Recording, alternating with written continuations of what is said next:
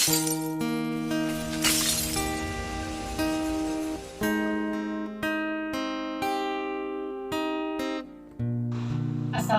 warahmatullahi wabarakatuh. Salam sejahtera, salam bahagia. Om Swasti Om. Salam hangat seluruh guru hebat di Indonesia. Perkenalkan, saya Harida Srianti, calon guru penggerak angkatan 4 dari Kota Pekanbaru. Fasilitator saya adalah Ibu Dr. Sri Handayani M.Pum, sedangkan pengajar praktik saya adalah Ibu Mepi Triadi Sarjana Seni.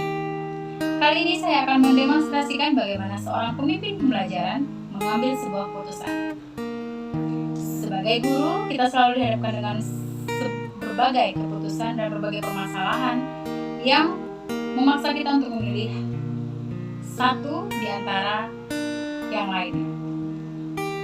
Namun, seberapa banyak keputusan itu kita ambil, kita selalu melibatkan kepentingan-kepentingan orang-orang di sekitar kita dan pihak-pihak yang sama benar maupun pihak yang saling bertentangan antara satu dengan yang lain. Dan kadang-kala pun pertentangan itu juga terjadi dalam batin kita. Setelah keputusan kita ambil, kita selalu merasakan ada keraguan-raguan apakah keputusan ini benar-benar dapat bermanfaat bagi baik itu murid, rekan sejawat ataupun organisasi yang kita jalani. Dalam sebuah keputusan kita selalu berpedoman pada peraturan. Namun tidak kalah juga terkadang kita berpedoman pada sebuah perasaan. Entah itu perasaan kasihan atau perasaan peduli terhadap orang lain. Di dalam materi bagaimana cara mengambil keputusan ini, ada perbedaan antara bujukan moral dan juga dilema etika.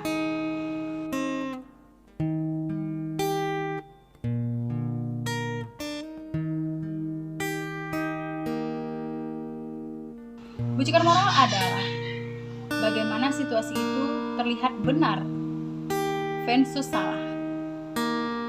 Artinya, di satu sisi, seseorang kita hadapkan pada situasi yang benar, namun salah dalam mengambil sebuah keputusan. Sedangkan dilema etika atau benar, dilema etika itu adalah benar versus benar. Artinya, situasi itu benar, namun situasi keduanya juga benar, tapi bertentangan dalam pengambilan keputusan. Bagaimana cara untuk menentukan apakah itu dilema atau bujukan moral? Ada 4 paradigma yang dapat menjadi landasan dalam kita mengambil keputusan. Yang pertama itu adalah individu lawan masyarakat, di mana kita berpihak kepada antara diri kita sendiri dan juga orang lain. Rasa keadilan lawan rasa kasihan, bagaimana suatu masalah itu kita lihat adil, namun kita juga kasihan terhadap orang yang kita berikan keputusan. Dan juga bagaimana kebenaran melawan kesetiaan, dan jangka pendek melawan jangka panjang. Itulah 4 paradigma yang akan kita pakai dalam menentukan sebuah keputusan. Setelah itu kita juga mengenal ada 3 prinsip di mana sebelum kita mengambil keputusan, kita akan memperkirakan prinsip apakah yang menjadi dasar dalam kita memilih keputusan tersebut. Prinsip yang pertama itu adalah berpikir berbasis hasil akhir. Bagaimana kita mengambil sebuah keputusan dan kita mempertimbangkan hasil akhirnya nanti, atau end-based thinking. Yang kedua adalah berpikir berbasis peraturan. Bagaimana nantinya keputusan ini kita ambil berdasarkan suatu peraturan. Dan yang ketiga adalah berpikir berbasis peduli. Bagaimana keputusan tersebut diambil karena kita juga ingin dilakukan sama seperti yang kita lakukan pada orang lain.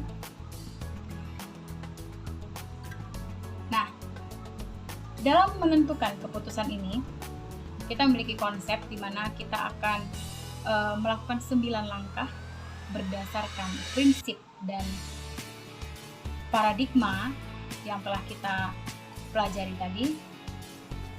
Yang pertama itu kita mengenali dulu bahwa ada nilai-nilai yang saling bertentangan dalam kasus tersebut. Yang kedua, menentukan siapa yang terlibat dalam situasi ini. Kemudian kita kumpulkan fakta-fakta yang relevan dengan situasi ini dan lakukan pengujian benar atau salah. Dalam pengujian benar atau salah ini terdapat uji ilegal, uji intuisi, uji halaman depan koran, atau uji panutan dan idola. Kemudian pengujian paradigma benar lawan benar. Lalu melakukan prinsip resolusi, investigasi opsi trilema, buat keputusan, kemudian lihat lagi keputusan dan refleksikan. Nah, setelah itu kita dihadapkan pada pertanyaan bagaimana nanti Anda akan mentransfer dan menerapkan pengetahuan yang Anda dapatkan di program guru penggerak ini di sekolah atau lingkungan asal Anda. Sebagai calon guru penggerak dan sudah memasuki tahap 3, saya telah membentuk suatu komunitas di sekolah saya yang bernama Komunitas Kalam Berbagi. Dan di Kalam Berbagi inilah saya akan mentransfer dan menerapkan pengetahuan yang saya dapatkan pada program guru penggerak untuk memberikan kepada rekan sejawat dan juga anak didik saya. Kemudian langkah-langkah awal yang Anda lakukan untuk memulai mengambil keputusan berdasarkan pemimpin pembelajaran. Sebagai pemimpin pembelajaran, langkah awal yang saya lakukan adalah mengamati situasi dan juga memberikan pandangan kepada rekan sejawat saya terhadap apa yang telah saya dapatkan dalam modul program guru penggerak. Saya akan memberikan konsep-konsep di mana konsep ini mulai dari merdeka belajar dan juga bagaimana pembelajaran itu dilakukan berpihak kepada murid. Selanjutnya, siapa yang akan menjadi mulai kapan Anda menerapkan langkah-langkah tersebut? Ketika menerapkan langkah-langkah tersebut, hari ini, besok, minggu depan, atau hari apa? Dan catat rencana Anda sehingga Anda tidak lupa. Sebagai calon guru penggerak, saya telah memiliki komunitas praktisi di sekolah.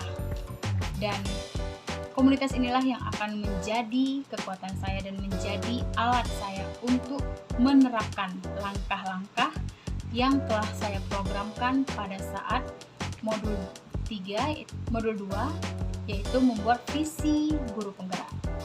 Dan di sini setelah visi guru penggerak disetujui oleh kepala sekolah dan program-program sudah saya bentuk dan serta komunitas telah legalitas oleh pihak dinas dan juga pihak sekolah, maka sejak saat itu saya telah memulai menerapkan langkah-langkah sesuai program visi guru penggerak, di mana yang pertama kami akan menerapkan atau memberikan pemahaman kepada guru-guru apa itu konsep merdeka belajar.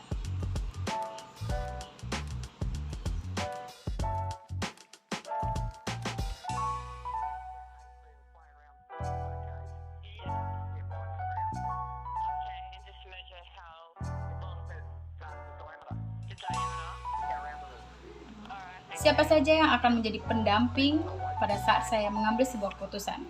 Menurut saya, saat mengambil sebuah keputusan, seluruh warga sekolah akan terlibat karena keputusan ini akan berdampak kepada seluruh warga sekolah, baik itu kedinasan maupun di luar kedinasan seperti wali murid dan juga komunitas-komunitas lain yang bergerak di bidang pendidikan.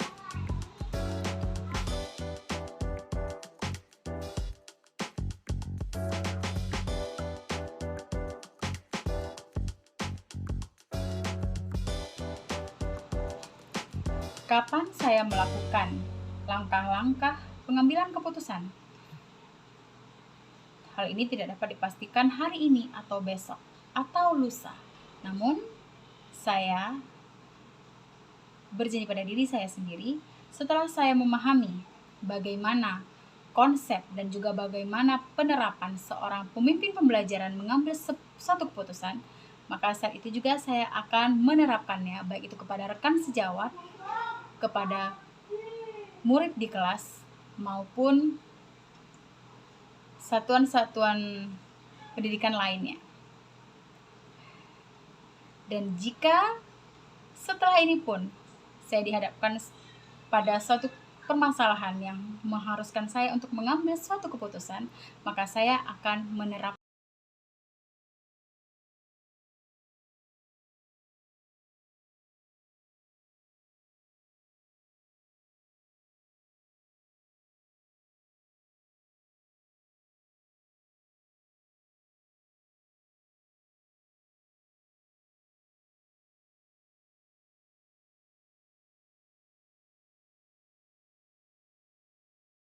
menerapkan 9 langkah penguji dalam mengambil keputusan, 3 paradigma, dan juga 4 nilai dasar sebagai paradigma dalam mengambil keputusan.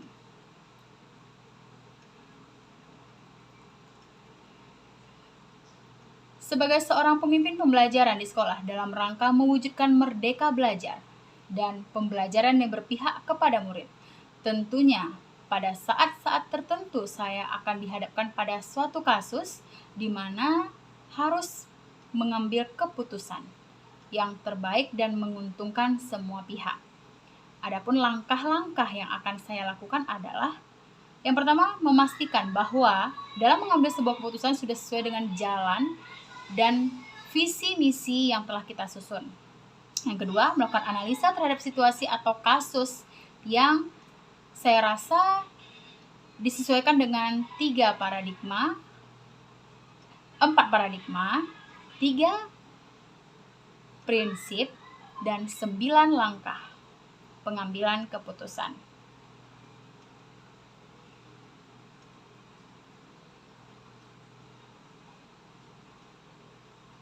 Sebagai guru penggerak, bagaimana saya melakukan atau mengembangkan kompetensi dalam diri saya dan juga membiaskan ilmu-ilmu pengetahuan yang saya peroleh saat mengikuti program pendidikan guru penggerak.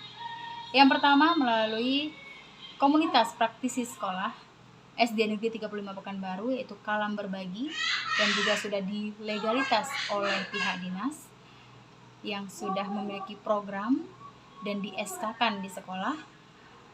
Dan mulai dari diri sendiri saya akan memberikan pemahaman atau menggali berbagai konsep tentang merdeka belajar serta menerapkannya, kemudian membiaskan praktik baik yang saya lakukan kepada rekan-rekan sejawat, mensosialisasikan kegiatan saya serta memberikan dukungan, support kepada guru-guru lain untuk bergerak dan mau menjadi agen perubahan pendidikan selanjutnya. Itulah demonstrasi kontekstual dari saya mengenai bagaimana seorang pemimpin pembelajaran mengambil sebuah keputusan.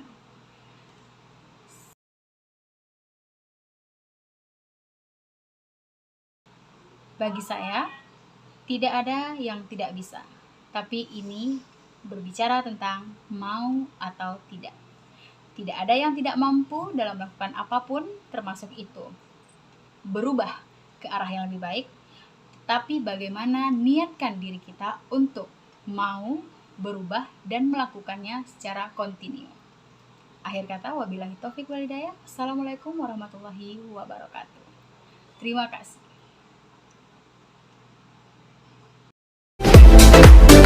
Kepala SD Negeri 35 Pekanbaru, Eka Elvani mengatakan sangat bersyukur salah seorang gurunya masuk dalam penilaian calon guru penggerak angkatan keempat Kota Pekanbaru.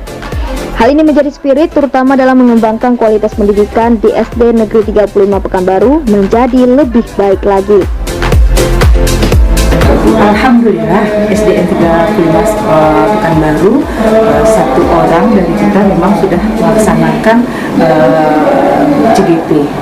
Namanya Bu Hani Dasrianti. Jadi berkat beliau memang sudah berkecimpung, sudah melaksanakan programnya 9 bulan.